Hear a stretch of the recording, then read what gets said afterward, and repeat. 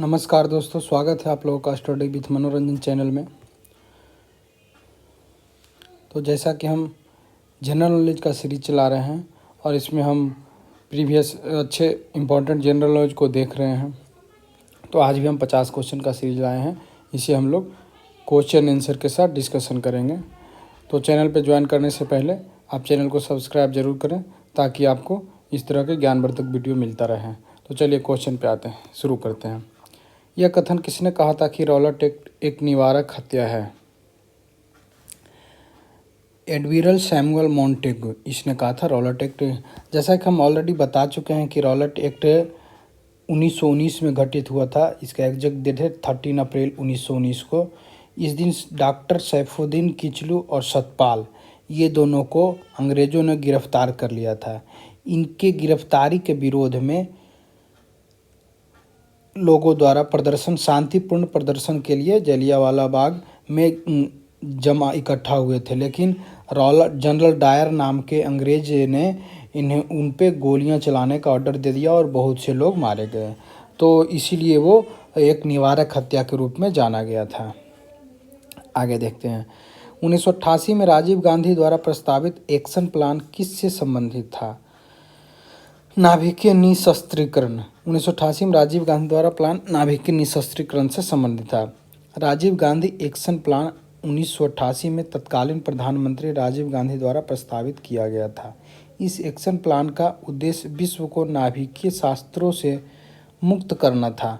मणिपुर में 1817 से 1826 के काल को चाई तोरेंत खुनता कापिया कहा जाता है। इस समय काल में मणिपुर में 7 वर्षों तक काफ़ी तबाही हुई। इस संदर्भ में निम्नलिखित बिंदुओं पर अवलोकन कीजिए।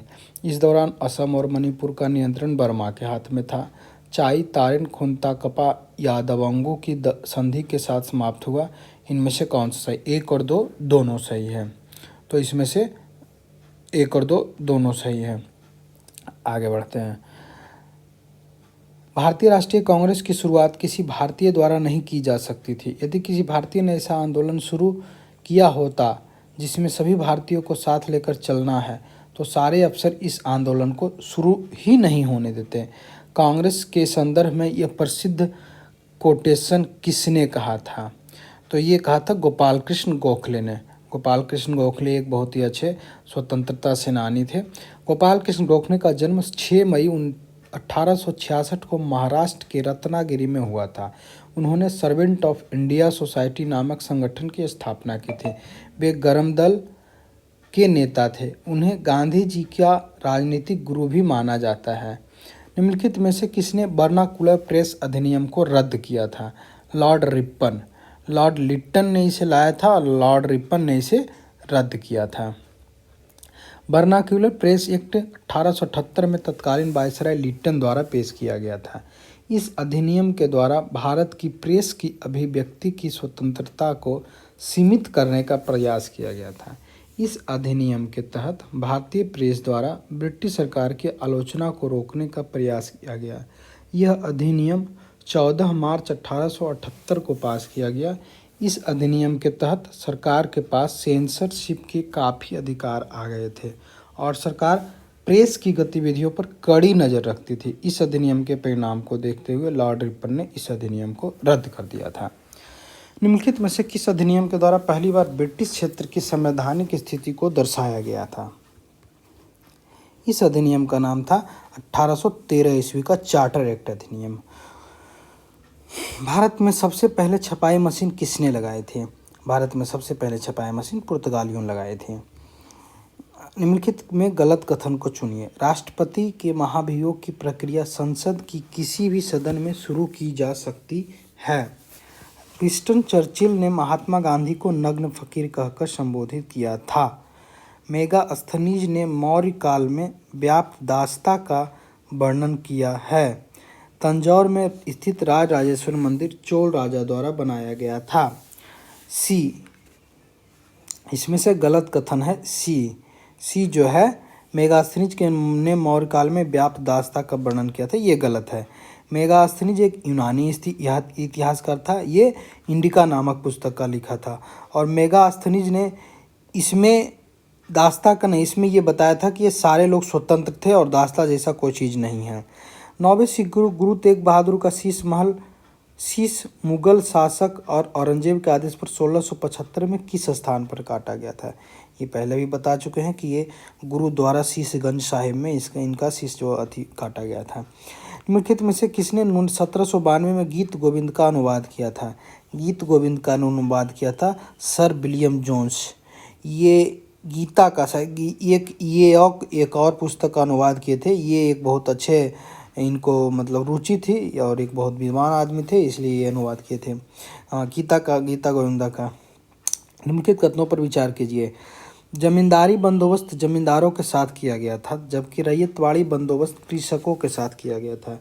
जमींदारी बंदोबस्त में जमींदार को भूमि का मालिक बनाया गया, जबकि रैयतवाड़ी व्यवस्था में कृषकों को मालिक बनाया गया। जमींदारी व्यवस्था में भूमि राजस्व अदा करने की जिम्मेदारी जमींदार पर थी, जबकि रैयतवाड़ी व्यवस्था में राजस्व अदा करना सभी रैयत की सामूहिक जिम्मेदारी थी। इनमें से कौन सा कथन सही है? इनमें से दोनों कथन सही है, 1 और 2 दोनों सही है।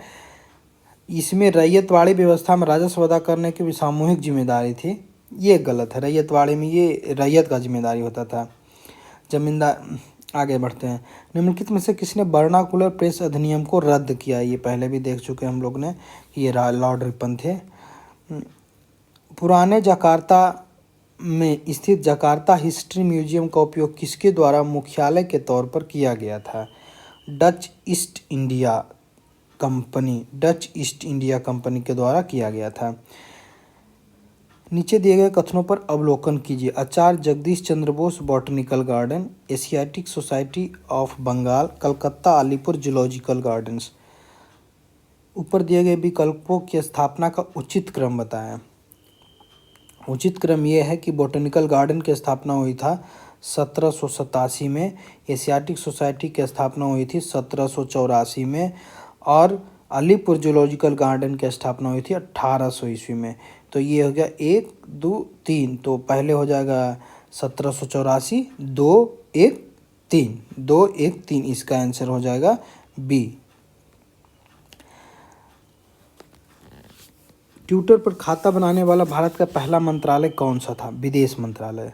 ऑब्वियसली विदेश मंत्रालय को ट्विटर पर खाता पहला बनाना ही पड़ेगा। 9वें सिख गुरु गुरु तेग बहादुर का शीश मुगल शासक औरंगजेब के आदेश पर 1675 में किस स्थान पर काटा गया था? ये रिपीट हो रहा है क्वेश्चन, शीशगंज में। 1888 में ब्रिटिश सरकार द्वारा संवैधानिक सिविल सेवा समाप्त करने और प्रांतीय सिविल सेवा की सिफारिश के लिए किस आयोग का गठन किया गया था? एंचीसन आयोग। इसका नाम था एंचीसन आयोग। भारत छोड़ो आंदोलन का ड्राफ्ट किसने तैयार किया था? भारत छोड़ो आंदोलन का ड्राफ्ट तैयार किया था जवाहरलाल नेहरू द्वारा तैयार किया गया था। निम्नलिखित में से किसे फ्री पास अथवा शुल्क मुक्त व्यापार कहा जाता है? दस्तक एक प्रकार का ये दस्तक मुगल शासक द्वारा अंग्रेजों को प्रदान किया जाने वाला आज्ञा पत्र था, आज्ञा पत्र, जिसके अनुसार ब्रिटिश इंडिया कंपनी भारत में व्यापार करने की अनुमति दी थी। पर्सिया नामक पुस्तक भारत के किस वायसराय ने लिखी थी? पर्सिया नामक पुस्तक लिखे थे कर्जन एक विद्वान आदमी थे, ये विद्वान वायसराय थे। ये इनको बहुत ही विद्याता या यूँ कहे ये 1905 ईस्वी तक रहे थे वायसराय के रूप में। महात्मा गांधी भारतीय राष्ट्रीय कांग्रेस के किस अधिवेशन में अध्यक्ष बने थे? ये बने थे बेलगाम अधिवेशन में अध्यक्ष, जो कि कर्नाटका में है। ये अधिवेशन 1924 में हुआ था, जिसमें महात्मा गांधी ओवरऑल पूरे कांग्रेस के कार्यकाल में सिर्फ और सिर्फ एक ही अधिवेशन की अध्यक्षता किए थे।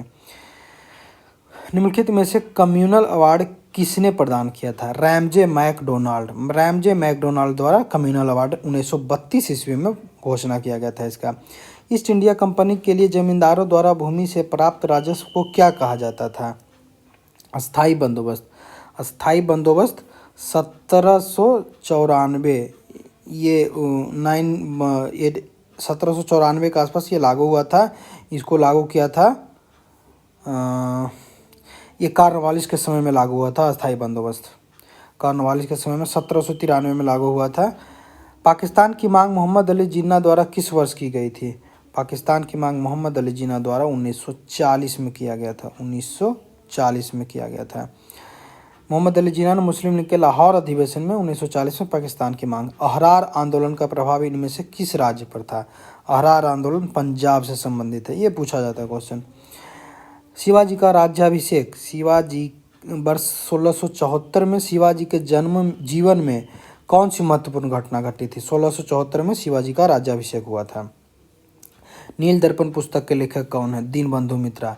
नील दर्पण पुस्तक में नील किसानों पर किए गए अत्याचार और उसी के सारा डिटेल मिलता है, इसी नील दर्पण में यही मिलता है। इनको दीनबंधु मित्रा ने लिखा था। गोलमेज लॉर्ड बेबल निम्नलिखित में से किस घटना के दौरान वायसराय थे? Cabinet mission plan. Lord Wavell जो थे कैबिनेट मिशन प्लान जो कि 1942 में आया था, इसी समय ये गवर्नर जनरल थे। कैबिनेट मिशन प्लान 1946 में आया था, सॉरी इसके 1946 में आया था, उसी समय ये गवर्नर जनरल थे। निम्नलिखित में से किसने प्रसिद्ध बंगाली कविता विद्रोही की रचना की थी? विद्रोही की रचना, ये बहुत इंपॉर्टेंट क्वेश्चन है। काजी नजरुल इस्लाम, ये एग्जाम में पूछा गया क्वेश्चन है। निम्नलिखित में से किस संगठन की शुरुआत बेहराम जी मालावारी ने बॉम्बे में की थी? सेवा सदन की शुरुआत किए थे। 1857 के विद्रोह में बेगम हजरत महल ने आंदोलन का नेतृत्व किया था, ये लखनऊ से नेतृत्व किए थे और यहाँ से सेना नायक थे तात्या टोपे। हालांकि ये अगर ऑप्शन में तात्या टोपे है तो लोग तात्या टोपे भी गलत से मारते, लेकिन इसका एक्चुअल आंसर होगा बेगम हजरत महल। महात्मा लाइफ ऑफ मोहनदास करमचंद गांधी नामक पुस्तक किसने लिखा? डी.जी. तेंदुलकर। दीनानाथ गोपाल तेंदुलकर। निम्नलिखित में से किस गवर्नर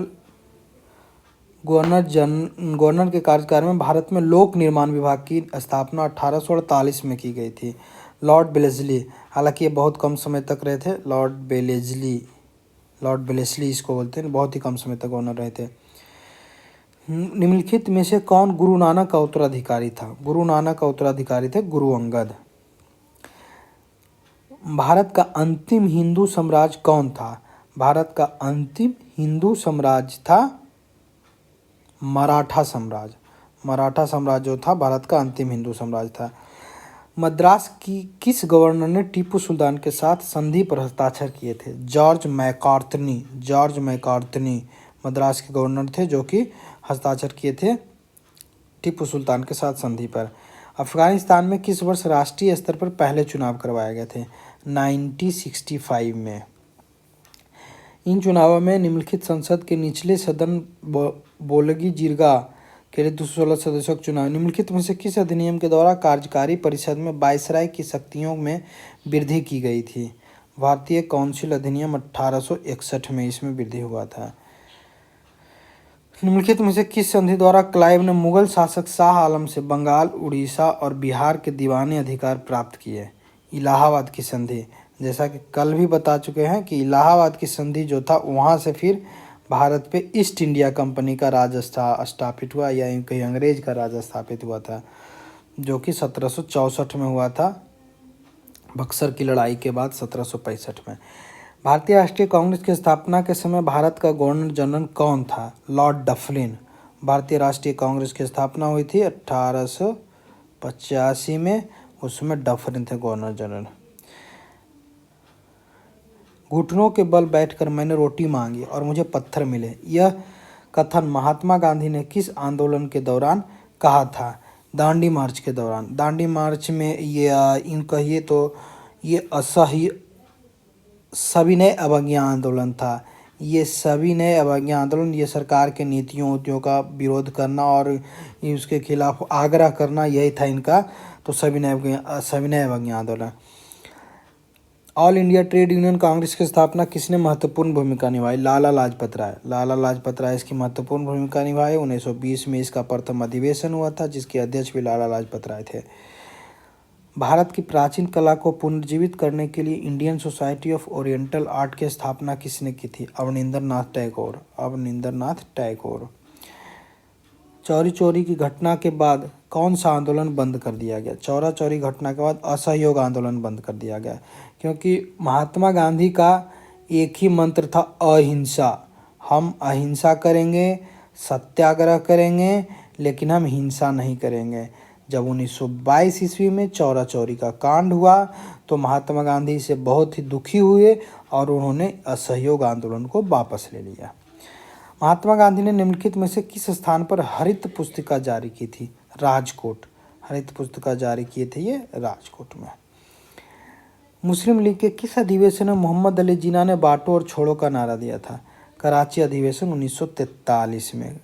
कराची अधिवेशन 1900। इसीलिए मोहम्मद अली जिन्ना को कुछ लोग पाकिस्तान का जन्मदाता भी मानते हैं, हालांकि एक्चुअली में थे भी, तो इसे पाकिस्तान का जन्मदाता बोला जाता है। प्रसिद्ध विद्यासागर सेतु किस शहर में स्थित है? यह है कलकत्ता में।